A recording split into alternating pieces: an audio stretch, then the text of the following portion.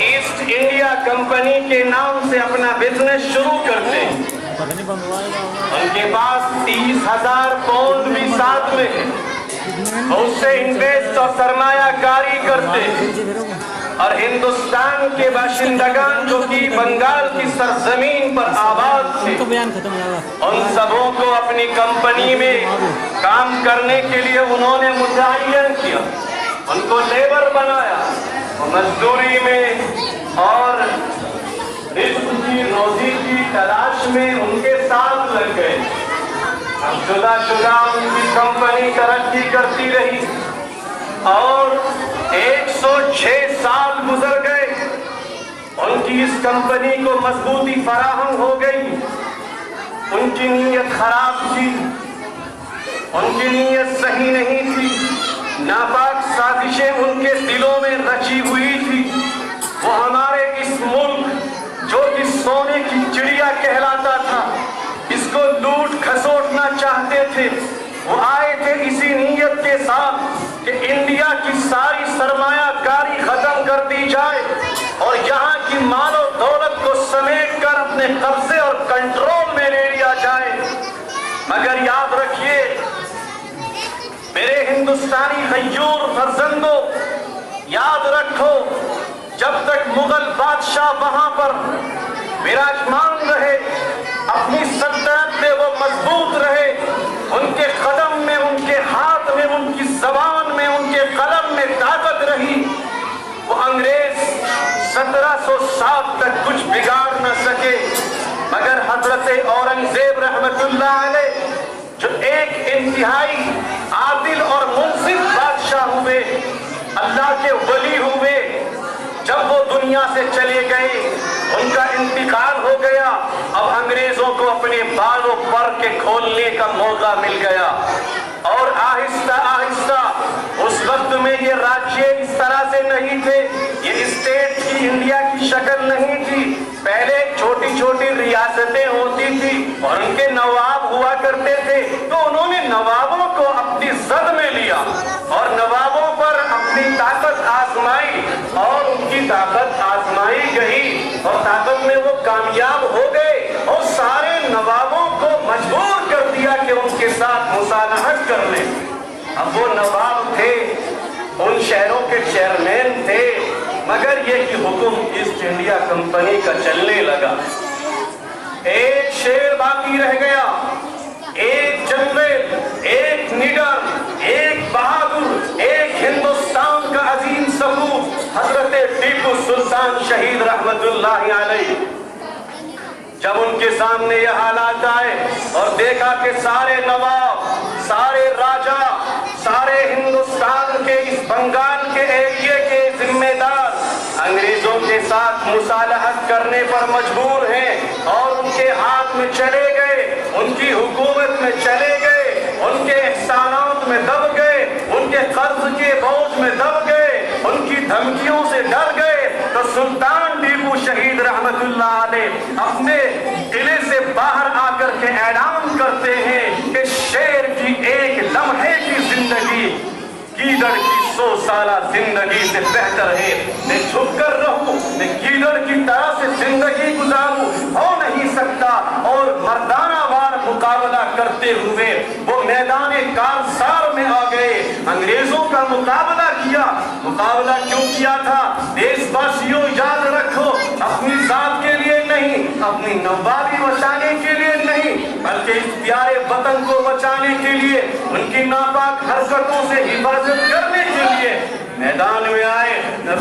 नबुर्द आजमाई हुई, मगर जिस तरह से उनसे पहले नवाब सिराजुद्दौला के साथ नवाब के मातहत हुक्काम ने गद्दारी की और अंदर अंदर सेटिंग करके वो अंग्रेजों के हो गए और इस नवाब सिराजुद्दौला की फौज को, ताकत को कमजोर कर दिया।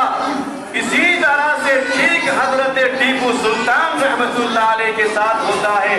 शुरू में टीपू सुल्तान ने उनको दबा दिया, एक जंग में उनको मबहूत कर दिया, उनको हैरान कर दिया, उन्हें बताया कि सही ताकत क्या है, उन्हें बताया कि देश का सही प्यार क्या है। वो मादरे मतन पर मर मिटने वाला इंसान था।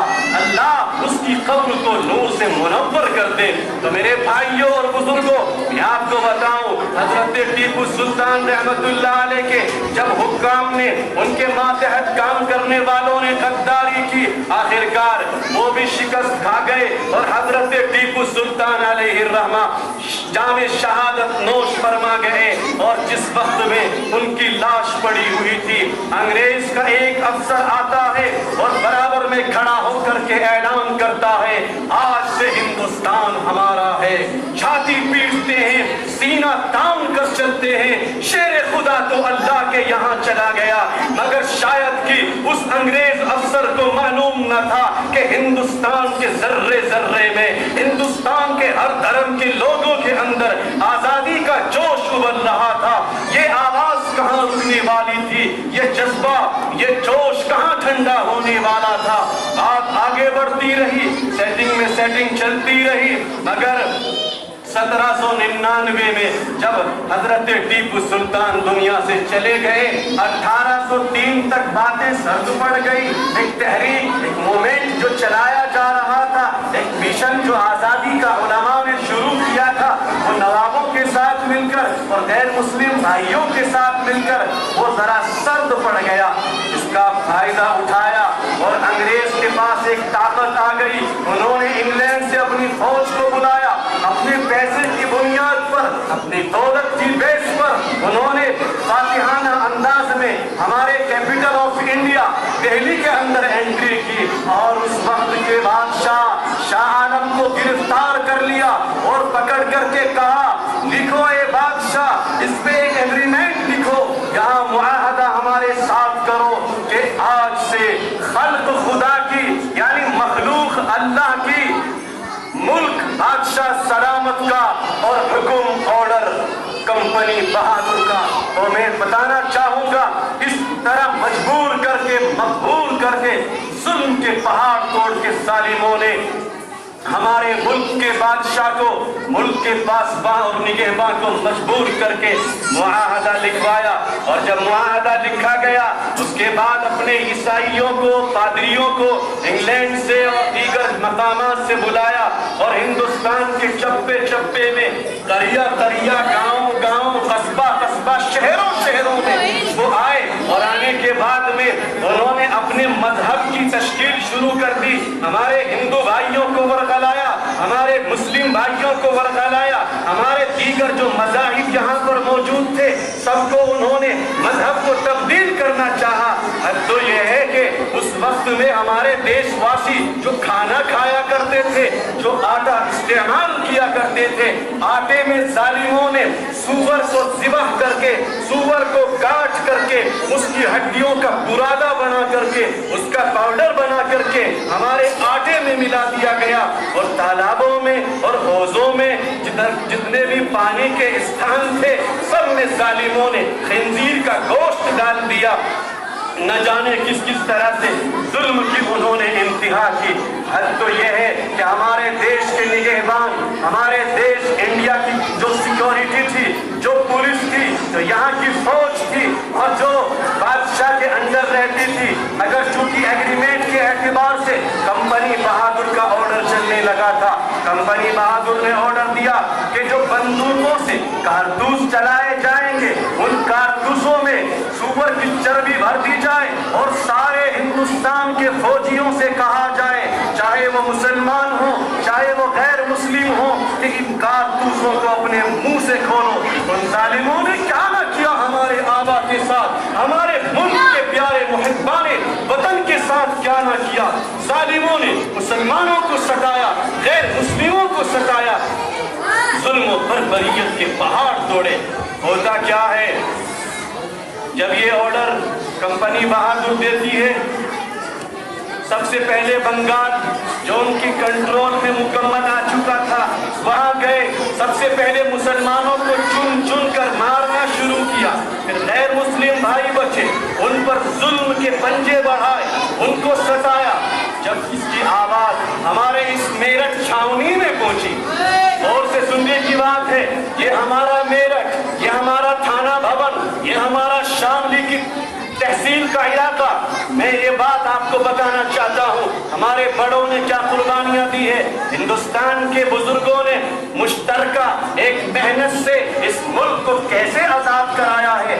مال کا نذرانہ دیا, جان کا نذرانہ دیا, جان کو ایک گلدستے کی طرح اس ملک کے لیے پیش کر دیا. میرے بھائیوں, میرٹھ میں جب آواز آتی ہے اور ایک انگریز افسر آ کر کے میٹنگ کرتا ہے اور سامنے سپاہی موجود ہیں, 49 مسلم سپاہی اور 36 غیر مسلم سپاہی میرٹھ کی چھاونی میں اس میٹنگ میں موجود ہیں. انگریز افسر کہتا ہے کہ یہ کارتوس جن میں سور کی چربی ہم نے ملا رکھی ہے, لگاؤ اپنے منہ کو, کھولو ان کو اپنے منہ سے. کیسے غیرت گوارا کرتی, کیسے ایمان گوارا کرتا. نہ مسلمانوں نے ہاں کی, نہ غیر مسلموں نے ہاں کی. صرف 5 سپاہی ایسے نکلے جن کا ایمان ڈگمگا گیا, جن کی پیاری محبت جو وطن کی تھی وہ کمزور پڑ گئی. انہوں نے ان کے عمل پر لبیک کہہ دیا. مگر جتنے سارے بچے تھے سب نے کہا ہرگز ہرگز جان قربان کر سکتے ہیں مگر ایمان کا سودا نہیں کر سکتے ہیں. انگریز افسر نے کہا ان کی وردیاں پھاڑ دی جائیں, ان کے تمغے چھین لیے جائیں, خطابات ایوارڈ لے لیے جائیں اور میرٹھ کے اطراف میں ان کو ذلیل کر کے گھمایا جائے. ایسا ہی کیا گیا اور اس کے بعد اعلان کر دیا انگریز افسر نے کہ ان کو 10 سال کی بامشقت قید کی سزا سنا دی جائے. میرٹھ کی جیل میں ڈال دیا گیا. جب یہ آواز باہر نکلتی ہے اور دوسرے سپاہیوں کو, چاہے وہ مسلمان ہو چاہے غیر مسلمان ہو, یا 1857 کے بعد کی بات ہے, ان سب نے دیکھا ہمارے ساتھی گرفتار کر لیے گئے, ہم نے تو دیش کے لیے اپنی جان کو تیار کیا مگر آج ہمیں جیل کی سراخوں میں ڈال دیا گیا. انہوں نے اتحاد کا پلیٹ فارم بنایا اور اس کے بعد جس جیل میں ڈالا وہاں گئے اور اچانک اٹیک کیا, سارے قیدیوں کو باہر نکالا اور اس کے علاوہ 800 تقریباً قیدی وہاں پر موجود تھے, ان سب کو باہر نکالا اور اس کے بعد باہر نکل کے انقلاب زندہ باد, انقلاب زندہ باد, انقلاب زندہ باد کہ بھارت کو بدلو, بھارت کو بدلو, بھارت کو بدلو, ایمان بچاؤ, دھرم بچاؤ, مسلمانوں کھڑے ہو جاؤ, ہندو بھائیوں کھڑے ہو جاؤ, عیسائیوں سے اپنی جان بچا لو, اے سکھو, اے دلتوں, اے برہمنوں, آ جاؤ میدان میں آ جاؤ. ہمارے سپاہیوں کی جان لے لی, ہمارے دیش کو قبضہ لیا, ہمارے بادشاہ کو مجبور کر دیا. اس کے بعد میرٹھ سے نکلے اور راتوں رات یہاں سے نکل کر کے وہ دہلی جاتے ہیں. لال قلعہ, ریڈ فورٹ جو ہمارا ایک ہسٹوریل پیلیس ہے وہاں پہنچتے ہیں اور جانے کے بعد بہادر شاہ ظفر سے ملاقات ہوتی ہے جو کہ نام کے بادشاہ رہ گئے تھے, چونکہ کام تو سارا ایسٹ انڈیا کمپنی کرتی تھی. ان سے جا کر کے بات رکھی, ہمارے ساتھ ایسا ظلم کیا, کھانے میں ہمیں ہمارے سور ملا رہے ہیں, پانی ہمارا خراب ہو گیا, ہماری زبانوں سے سور کے کارتوس ملائے جا رہے ہیں. بادشاہ سلامت کہتا ہے میرے ہم وطنوں میں, دیش واسیوں میں مجبور, میں تو نام کا بادشاہ ایک فقیر ہوں. 100 سال ہو گئے بادشاہت تو میرے گھر سے چلی گئی تھی. یہ ایسٹ انڈیا کمپنی جو چاہتی ہے کرتی ہے. اتنا کرا سکتا ہوں کہ پولیس کمشنر کو بلا کر کے تمہاری صلح کرا سکتا ہوں. پولیس کمشنر کو وہاں پر طلب کیا گیا, میٹنگ ہوتی ہے, کمشنر کھڑا ہو کر کے اپنی اسپیچ دیتا ہے اور مسلم اور نان مسلم جتنے سپاہی وہاں موجود ہیں سب کو سمجھانے کی کوشش کرتا ہے. مگر جن کے دلوں میں ایک جوش پیدا ہو گیا تھا, انقلاب کا نعرہ تھا, کیسے برداشت کر سکتے تھے. انہوں نے فوراً گولی اس حاکم کے اوپر چلا دی, اس پولیس کمشنر پر چلائی, زخمی ہوا اور دیواروں کو تھام کر بھاگنے کی کوشش کرتا رہا. مگر اس کے بعد وہ بھی سپاہی تھے, وہ بھی الحمدللہ ٹرینڈ تھے, وہ سارے تربیت یافتہ تھے, اس کے پیچھے بھاگ کر اس کا کام تمام کر دیا. جب یہ بات انگریزوں کو معلوم ہوئی کہ اب تو یہاں ہندوستان کا ذرہ ذرہ جاگ اٹھا ہے, مسلمان 100 سال تک لڑے, اب تو غیر مسلم بھی ان کی شانہ بشانہ ہے. ہمارے مسلمان ہی نہیں, اس دیش کا ہر شخص یہ چاہتا تھا کہ یہ دیش آزاد ہو، ان کی غلامی کی زنجیر سے، ان کے توق سے انہیں آزادی ملے۔ چنانچہ یہی ہوا، انگریزوں نے اعلان کر دیا کہ ہماری جتنی طاقت ہے سب دہلی بلا لی جائے۔ دہلی کا محاصرہ کر لیا، دہلی کے بارڈر پر انگریز فوج جمع ہو جاتی ہے۔ قربان جائیں ہمارے بزرگ حضرت شاہ عبدالعزیز محدث دہلوی رحمت اللہ علیہ پر، انہوں نے فتویٰ جاری کر دیا، آج سے ہندوستان دارالحرب ہے، اب یہاں اسلامی احکام نہیں چلیں گے، اب یہ انگریز نہ نمازیں پڑھنے دیں گے، نہ قرآن پڑھنے دیں گے، نہ زکوٰۃ دینے دیں گے، نہ یہ قربانی کرنے دیں گے، نہ یہ عید اور جشن منانے دیں گے۔ اور غیر مسلم بھائیوں کو بتایا، اے میرے غیر مسلم بھائیوں، تم بھی آ جاؤ، کھڑے ہو جاؤ، اپنے دھرم کو بچا لو، ورنہ عیسائیت میں، عیسائی مشینری میں تمہیں کنورٹ کیا جائے گا، تمہیں چینج کر کے رکھ دیا جائے گا۔ ایک آگ لگی اور ہندوستان کے مختلف اسٹیٹ سے، ریاستوں سے جو مرد مجاہد تھے، جو جہاد کا جذبہ رکھتے تھے، سارے مسلم بھی نان مسلم بھی آتے رہے، دلی میں پہنچ گئے، مگر طاقت انگریز کے پاس اسلحہ کی، ہتھیار کی، توپوں کی اور فوج کی اتنی بڑھ چکی تھی کہ اس کا مقابلہ کرنا آسان نہیں رہا۔ انہوں نے ہندوستان کے چاروں طرف توپ چلا دی، گولیاں برسا دی، حتیٰ کہ ہمارے ایک ہندو بھائی، ہندو مؤرخ، اتہاس لکھنے والے نے لکھا ہے، تقریباً میرے اندازے کے مطابق وہ بتاتے ہیں کہ 5 لاکھ مسلمانوں کو دلی کے اندر اس تاریخ میں شہید کیا گیا۔ اور اس کے علاوہ جو غیر مسلم ان کے سامنے آتے تھے ان کو بھی انہوں نے شہید کیا، وہ بھی جام شہادت نوش کر گئے۔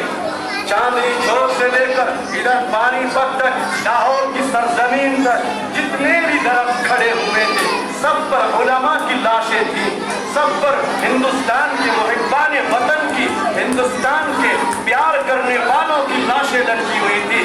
سور کو قربان کیا، سور کو کاٹا، اس کی کھال میں عالموں کو لپیٹا، توپ کے دہانے پہ لگایا اور اس ظالموں نے پرچے اڑا دیے، گوشت کے چیتڑے اڑا دیے۔ غیر مسلم جو بھی مسلمان ہو سامنے آیا، گولی کی اور بندوق کے سہارے اس کو دنیا سے واپس پہنچا دیا۔ میرے بھائیوں کیا نہیں کیا؟ ایک انگریز ہسٹری لکھنے والا تھامسن وغیرہ یہ سب لکھتے ہیں کہ ہم نے دیکھا پیڑوں پر علماء کے ساتھ ہندوستان کے جتنے دیش واسی تھے ان کی لاشوں کو ایسے لٹکا رکھا تھا کہ انگریزی کا آٹھ کا بن جاتا تھا، ایسے تڑپتے تھے، جیب باہر آ جاتی تھی، پیر اوپر چلے جاتے تھے، تڑپ تڑپ کر مر گئے۔ اور یہی نہیں کیا، علماء کو لایا گیا، ننگے کیے گئے، آگ جلائی گئی، سور کاٹا گیا، ان کی کھالوں میں علماء کو لپیٹا گیا اور جلتی آگ میں ایک ایک کر کے ڈالتے رہے اور یوں کہتے رہے، ظالم اے اسلام کے علماء کہہ دو کہ تم 57 کی آزادی میں شریک نہیں تھے، تمہیں چھوڑ دیا جائے گا ورنہ حشر وہ ہوگا جو تمہارے سامنے ہے۔ مگر کیسے کہہ دے؟ یاد رکھنا ایمان کا سودا کبھی نہیں ہوتا۔ وہ چپ چاپ کھڑے رہے اور کہتے رہے، ہاں ہاں ہم اس دیش کو بچانے کے لیے 57 کی آزادی میں ہم برسرے پیکار تھے، ہم سب شریک تھے۔ ہو نہیں سکتا کہ ہم 1 منٹ کی زندگی کے لیے ایک پانی کا بلبلا اسے بچانے کے لیے تیرے سامنے اے انگریز ہم اقرار کر لیں۔ ساروں کو چلا دیا گیا۔ میرے بھائیوں میری بات لمبی ہو گئی، اگر یہ پوائنٹ کی باتیں ہیں، میں تمہارا ایمان جگانا چاہتا ہوں، میں تمہارے دلوں کو زندہ کرنا چاہتا ہوں، میں بتانا چاہتا ہوں کہ ہماری قوم اگر اپنے کارناموں کو، اپنے بڑوں کی قربانیوں کو یاد نہیں کرے گی وہ ترقی کبھی نہیں کر سکتی۔ اتہاس کو پڑھو، اتہاس کو، تاریخ کو، ہسٹری کو یاد رکھو، کیسے کیسے قربانیاں پیش کی ہیں۔ تاریخ تو بہت طویل ہے۔ آخری ایک بات صرف تھانہ بھون کی سرزمین کی میں کر کے اپنی بات کو ختم کرتا ہوں۔ گرمی بھی کافی ہے، بچے بھی اور پبلک بھی ماشاءاللہ کافی ہے، بل بلا جائیں گے۔ جب یہ آواز 57 کے وقت سارے ملک میں پھیلی، 57 میں سارے مسلموں کو غیر مسلموں کو شکست کا سامنا کرنا پڑا، تو تھانہ بھون کی سرزمین پر اللہ تعالیٰ کا انعام ہوتا ہے۔ حضرت حجت الاسلام مولانا قاسم نانوتوی رحمۃ اللہ علیہ، حضرت مولانا رشید احمد گنگوہی رحمۃ اللہ علیہ، حضرت حافظ ضامن شہید رحمۃ اللہ علیہ، حضرت حاجی امداد اللہ صاحب نور اللہ مرقدہ، یہ اکابر جمع ہوئے اور ان سب اکابر نے فیصلہ کیا ایک چھوٹی سی اسلامی ریاست تھانہ بھون کے آس پاس ہم حکومت قائم کریں اور اپنے نظام سے چلائیں اور غیر مسلم بھائیوں کو بلا کر لائیں، ان سے میٹنگ کریں۔ یہی ہوا۔ معلوم یہ ہوا کہ میرٹھ کے اندر ہمارے غیر مسلم فوجی کافی تعداد میں رہتے ہیں، وہاں کا سفر کیا گیا، ان کو بلایا گیا۔ شاملی کی تحصیل میں جو انگریزوں کے ماتحت کام کرتے تھے ان کو بھی طلب کیا گیا اور ایک پلیٹ فارم پر جمع کر کے ان کے سامنے بات رکھی گئی۔ بات یہ تھی کہ قاضی عبد الرحیم جو تھانہ بھون کے ایک بڑے قاضی تھے، وہ اپنی ضرورت کے لیے ایک ہاتھی خریدنے کے لیے سہارنپور گئے، کسی نے مخبری کر دی اور انگریزوں نے ان کو گرفتار کر کے پھانسی پر لٹکا دیا۔ بس قاضی کو پھانسی پر لٹکانا ایک آگ کی طرح سے پھیل گیا، سارے مسلم اور غیر مسلم اکٹھے ہو گئے اور کہنے لگے ہم تو ہندوستان کے چپے چپے پر پورے انڈیا کو آزاد کرانے کا نعرہ لگاؤ۔ اور اس کے بعد جب میٹنگ چلتی ہے، میٹنگ میں یہ بات تجویز پاتی ہے تو سب نے ہاں کی لبیک کہا کہ اس ملک کو آزاد کرانے میں جان بھی دیں گے، مال بھی دیں گے۔ میرے بھائیوں، پتا پتا پھوٹا پھوٹا حال ہمارا جانے ہے، پتا پتا پھوٹا پھوٹا حال ہمارا جانے ہے، جانے نہ جانے گل ہی نہ جانے، آپ تو سارا جانے ہے۔ ساری تاریخ لکھی ہوئی ہے، تاریخ کے صفحات پر یہ بات لکھی ہوئی ہے کہ مقابلے کے لیے ساری جو سوچ تھی اس کو عمل میں لائی گئی اور حضرت رحمت اللہ علیہ، حضرت رشید احمد گنگوہی رحمت اللہ علیہ کو تقریباً 200 سپاہیوں کے ساتھ رامپور اور نانوتا کے بیچ میں ایک باغ میں چھپا دیا گیا اور انہیں بتایا گیا کہ تھانہ بھون پر اٹیک کرنے کے لیے سہارنپور سے توپ خانہ دے کر انگریز افسران اپنی فوج کے ساتھ اپنے اسلحہ کے ساتھ آ رہے ہیں۔ قربان جائیں رشید احمد گنگوہی رحمت اللہ علیہ جیسے بزرگ پر آپ ان کی مہارت کا اور ان کی فوجی ٹریننگ کا اندازہ لگائیں۔ وہ باغ میں چھپے ہیں اور تقریباً 200 گولیاں بندوق سے ایک ساتھ چلتی ہیں۔ جب توپ خانہ قریب آتا ہے تو ان کے گھوڑے زخمی ہو گئے، بعض مر گئے، بعض ہلاک ہو گئے، بعض ان میں سے زخمی ہو کر کے بھاگ گئے، گھوڑے چھوڑ گئے، مال و دولت چھوڑ گئے، توپ خانہ چھوڑ گئے۔ اس کے بعد باغ سے وہ باہر نکلے، وہ سارے ہندوستان کے ثبوت ہندوستانی سپاہی بھی باہر آئے اور آنے کے بعد توپ خانے کو کھینچتے ہوئے تھانہ بھون کی ایک مسجد کے سامنے لا کر کے کھڑا کر دیا۔ جب اس بات کا پتہ چلا انگریزوں کو، انہوں نے ادھر سے فوج کو تیار کیا کہ چلو تھانہ بھون کو کھنڈرات میں تبدیل کر دیا جائے، مگر اس سے پہلے قربان جائیں ان ہمارے مجاہدین ہندوستان پر شاملی میں جا کر تحصیل پر اٹیک کر دیا اور جب دیکھا انگریزوں نے کہ ان کے مقابلے کی ہم تاب نہیں لا سکتے، تحصیل کے دروازے بند کر لیے اندر چلے گئے، مگر ایک بزرگ، ایک کرامت والے بزرگ، ایک صاحب کشف بزرگ حافظ ضامن شہید رحمت اللہ علیہ ایک نعرہ لگاتے ہیں لا الہ الا اللہ اور کہہ کر کے گولیاں چلا دی جاتی ہے۔ اللہ کی قدرت کا کرشمہ دیکھیے، تحصیل کے دروازے کھل جاتے ہیں اور اس کے بعد سارے وہاں کے انگریز افسران کو تہے تیغ کر دیا جاتا ہے۔ اتنے میں ان کی فوج آتی ہے اور فوج نے پھر وہ اٹیک کیا کہ ہمارے علماء اور ہمارے ہندوستانی غیر مسلم بھائیوں کے پاس दूसरे सिपाही और पब्लिक के पास जो हथियार थे वो खत्म हो गए।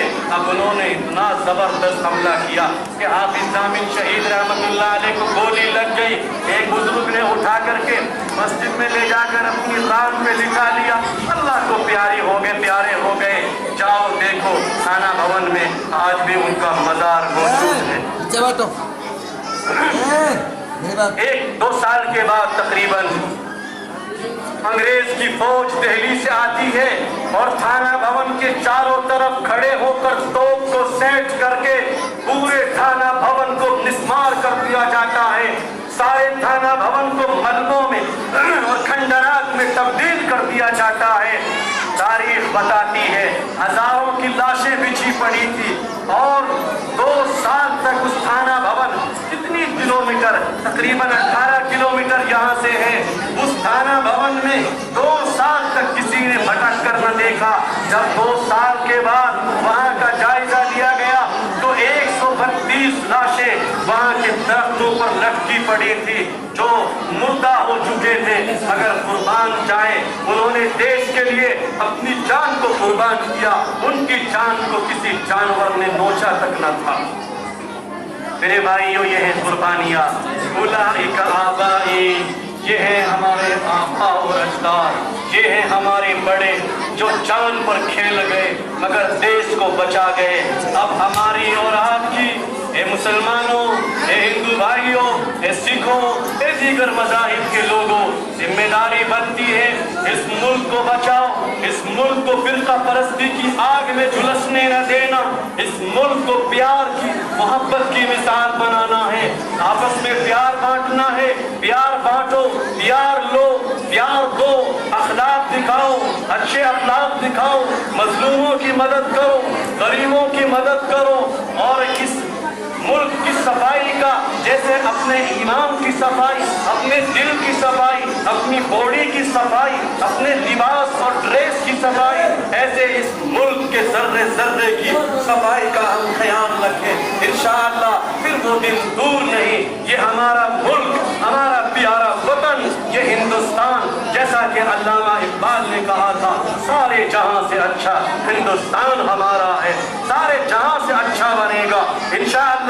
सरमायाकारी के एतबार से और फैसिलिटीज के एतबार से इंशाअल्लाह तरक्की के वो दिन आएंगे, पलट कर वो इमामत के दिन आएंगे, पलट कर वो मोहब्बत के दिन आएंगे। एक बात और याद रखना चाहता हूँ, क्योंकि मेरी बात मैं जानता हूँ सोशल मीडिया पर दिखाई जा रही है, सबको कहना चाहता हूँ, मेरे भाइयों, प्यार बांटो, प्यार बांटो। और जो फिरका परस्त हैं उनके भाषण पर, उनके भड़काऊ भाषण पर ध्यान न दो।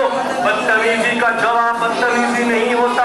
याद रखो, हमारे लास्ट मैसेंजर हजरत प्रोफेट मोहम्मद सल्लल्लाहु अलैहि वसल्लम का फरमान है, अहसिन इला मन असा इलैक, तुम अच्छा मामला करो उसके साथ कि जो तुम्हारे साथ बुरा मामला करे। गाली का जवाब गाली नहीं होता। याद करो मक्के की जिंदगी को, हजरत नबी अलैहिस्सलाम ने जब दावत तौहीद पेश की, जब अच्छाई की दावत की, उन्होंने पत्थर बरसाए मगर उन पर छिड़की प्यार की शबनम सल्लल्लाहु अलैहि वसल्लम। इन्हीं बातों के साथ मैं रुखसत होता हूँ और मैं दुआ करता हूँ इस जामिया के लिए, इस स्कूल के लिए, मौलाना आज़ाद एजुकेशनल सोसाइटी के ज़ेर एहतमाम जो ये मौलाना आज़ाद पब्लिक स्कूल, हमारे मोहतरम जनाब डॉक्टर इमरान साहब की निगरानी और मेरे रफीक मुकर्रम जनाब कारी मोहम्मद शहजाद साहब कासमी, जो बहुत फ़आल, बहुत मुतहर्रिक सरगर्म अमल हैं। और मैं देख रहा हूँ चंद महीनों में इस कदर तादाद ये आप सबके सामने है, ये इनकी मेहनतों का, अल्लाह के फजल का, आप सबके प्यार का नतीजा है। ऐसे ही बढ़ते रहो, पढ़ते रहो, तरक्की के सीने चढ़ते रहो। इसी बात के साथ वो आखिर दावाना अनिल हम्दुलिल्लाहि रब्बिल आलमीन।